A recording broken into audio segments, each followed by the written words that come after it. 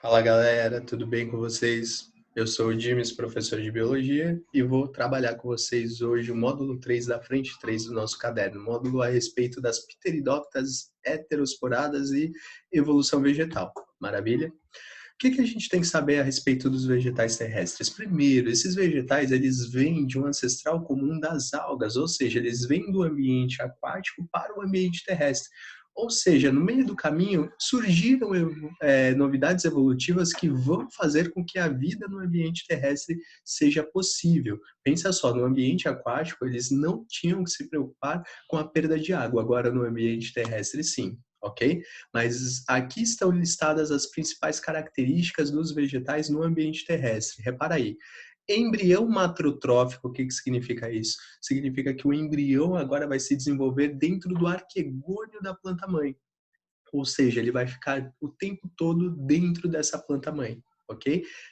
Passa a existir uma cutícula recoberta por cera que gera a impermeabilização dos tecidos, principalmente das folhas desses vegetais, impedindo assim uma perda de água acentuada. Passam a existir estômatos que são responsáveis pelas trocas gasosas, permitindo que o CO2 entre e que o CO2 indo participar, portanto, da fotossíntese, e após a fotossíntese o oxigênio produzido saia também por esse estômato, e ali também ocorrendo a saída de água por transpiração, que vai favorecer muito o transporte pelo xilema, de água pelo xilema. Importante que esses estômatos, eles vão ter uma função muito grande para também impedir que esse vegetal perca água em momentos de restrição hídrica, ok? Os vasos condutores de seiva, com exceção das briófitas, que são plantas avasculares, passam a existir, fazendo com que a água seja transportada pelo xilema das raízes até as folhas, para participar da fotossíntese, enquanto que o floema transporta carboidratos produzidos pela fotossíntese da folha de volta para os outros tecidos vegetais, ou seja, de volta, inclusive, para a raiz. Tudo bem? E quando a gente observa aqui um cladograma ou seja, as relações filogenéticas desses vegetais, a gente nota ó, a cada estrelinha representa uma novidade evolutiva e o grupo que vem depois significa que ele possui essa novidade evolutiva. Portanto, ó, parede celular, clorofila do tipo A e clorofila do tipo B são duas vão ser duas características que todos os vegetais terrestres apresentam, mas também as algas verdes apresentam. Aqui a gente poderia ver também o ciclo reprodutivo do tipo haplodiplobionte, ou seja, o ciclo reprodutivo onde a gente observaria uma alternância de gerações. Uma geração diploide, o esporófito, e uma geração haploide, o gametófito. Depois das algas verdes, agora sim só as plantas terrestres, olha o que surge aí de novidade. O embrião retido no gametângio feminino, e por isso nós vamos chamar todas as plantas terrestres de embriófitas. Cuidado para não confundir com as briófitas, ok? E o gametângio é revestido por células estéreis. Todos os vegetais terrestres apresentam essas estruturas, além de estômatos, além de epiderme recoberta por uma cutícula serosa, ok? Mais para frente surgem os vasos condutores de seiva, ou seja, xilema e floema, e, posteriormente, aparecem as pteridófitas, que são os primeiros vegetais vasculares, ou seja, são as primeiras traqueófitas, primeiros vegetais a apresentarem xilema e floema, mas ainda não apresentam sementes. Onde que surge a semente? A semente surge depois das pteridófitas, antes das gimnospermas, ou seja, gimnospermas são os primeiros vegetais conhecidos como espermatófitas. Surge também, além da semente, o grão de pólen e o tubo polínico. Isso daqui vai fazer com que as gimnospermas e as angiospermas não dependam mais da água para o encontro dos gametas. Ou seja, a gente fala que as gimnospermas e as angiospermas são independentes de água para a reprodução, ok? E por fim surgem as flores e os frutos, além dos cotilédones nas sementes, caracterizando as angiospermas, o último grupo de vegetais terrestres. O ciclo reprodutivo das plantas chamadas de heterosporadas Ele começa num esporófito, que ainda é diploide, ok? Só que aparecem agora folhas modificadas, que não vão servir apenas para a fotossíntese. Na verdade, elas vão ser modificadas para a reprodução. Essas folhas passam a receber a nomenclatura de estróbilo ou esporófilos, ok? Esses estróbilos, eles vão produzir dois tipos de esporos, pela chamada meiose, através da divisão meiótica. Lá dentro do microesporângio, nós vamos ter a produção dos micrósporos, que mais para frente vai dar origem aos esporos masculinos e o gametófito masculino, além dos gametas masculinos, ok? Então, ó, micrósporo, originado pela meiose, forma o gametófito masculino e esse gametófito masculino vai formar os gametas masculinos, que nessas plantas ainda são chamados de anterozoides. Gametas flagelados que dependem da água para o seu deslocamento. Maravilha? Lá no megaesporângio, dentro do estróbilo, nós vamos ter a meiose formando os megásporos, que vão, por sua vez, formar o gametófito feminino e o gameta feminino sendo formado a partir desse gametófito. Depois da união desses gametas, nós temos a formação de um novo embrião que vai originar no final do ciclo o esporófito diploide. Maravilha? Então a diferença básica aqui é o surgimento de esporos com tamanhos diferentes. E aí vamos lá para a nossa primeira pergunta. Olha só, durante a evolução vegetal, qual foi a importância do surgimento da heterosporia, que ocorreu primariamente nas pteridófitas e posteriormente em gimnospermas e angiospermas? Ou seja, galera, aqui a grande característica da heterosporia é o aumento da variabilidade genética, porque faz com que haja a possibilidade de uma fecundação cruzada, ou seja, fecundação entre plantas com diferentes características genéticas.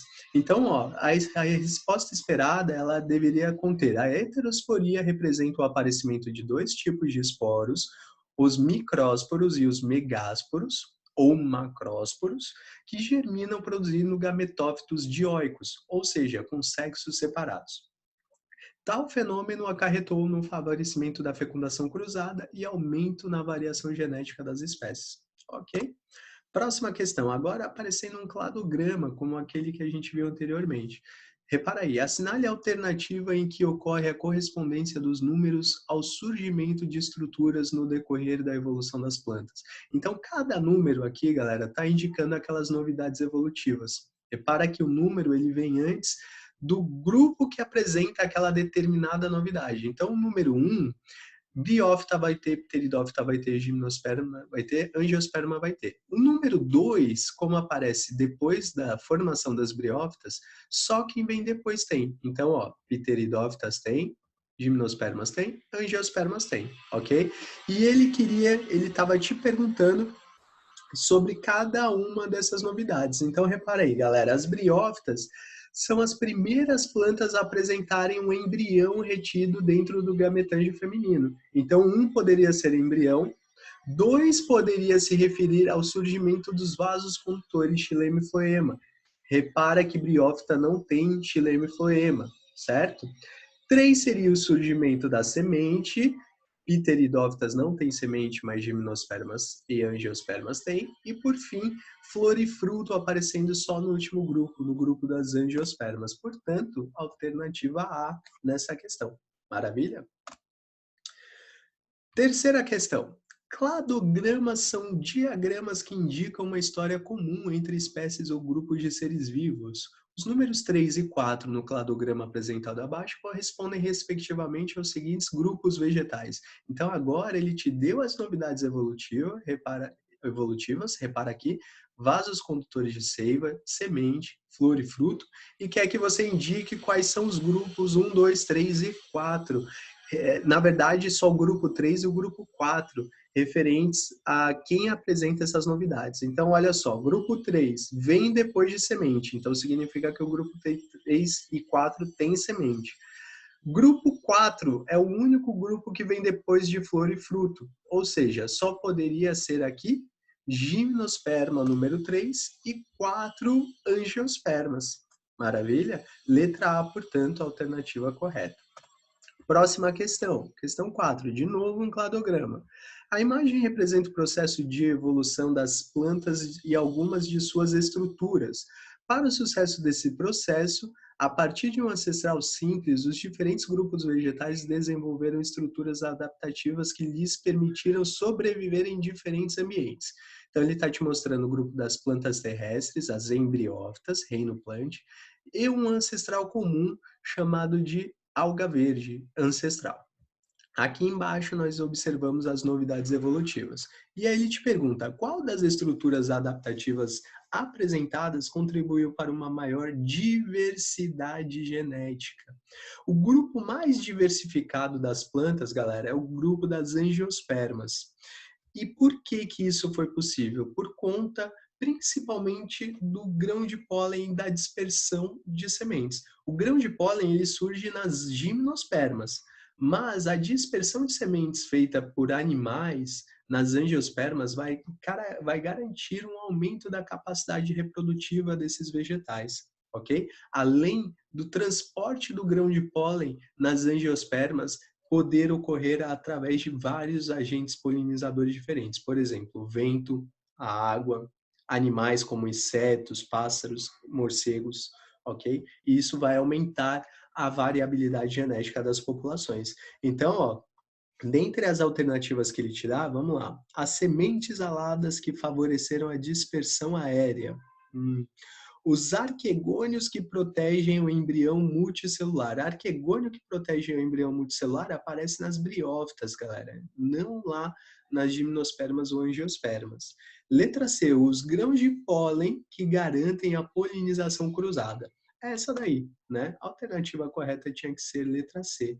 Então lembra que o surgimento do grão de pólen aumenta muito a capacidade reprodutiva dos vegetais chamados de gimnospermas e principalmente das angiospermas. Maravilha? Próxima e última questão.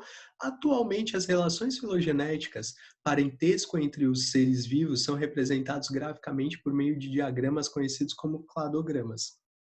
Cladograma a seguir representa as relações entre diferentes grupos. Então, ó, repara, algas verdes, musgos, samambaias, pinheiros e angiospermas, desculpa. Então, nós encontramos aqui os 4 grandes grupos dos vegetais terrestres e um grupo externo das algas. E ele te dá as novidades evolutivas que vão aparecendo no meio do caminho. Aqui, a única que a gente não falou é o surgimento de lenho, ou seja, de um tipo de caule específico que vai fazer com que esses vegetais, os pinheiros e as angiospermas, em geral, consigam crescer mais. Sobre as características dos grupos representadas no cladograma, conclui-se, letra A, na alternância de gerações há o predomínio da fase esporofítica. Isso daí é verdade, galera, mas é verdade apenas a partir das samambaias. Musgos possuem a fase dominante como a fase gametofítica, a fase produtora de gametas. Então, portanto, essa está errada. Letra B. Os tecidos condutores estão presentes nos grupos avascularizados. Não, nos grupos vascularizados. Também está errada. C. O desenvolvimento a partir de um embrião é uma característica comum a todos os grupos. Na verdade, galera, as algas que estão inseridas nesse cladograma não possuem desenvolvimento de embrião. Repara aqui, tudo bem? Então, é embrião multicelular só para as plantas terrestres. Não podia ser essa daí, só sobrava para a gente a alternativa D.